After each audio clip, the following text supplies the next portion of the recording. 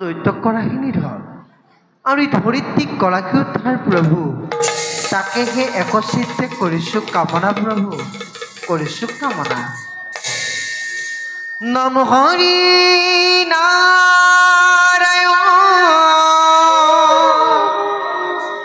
তোমাৰ নাম সৰ্বধৰ্ম শিৰোমণি তোমাৰ গুণ নাম হৰি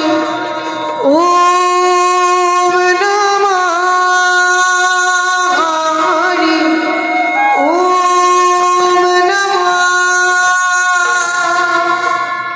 নম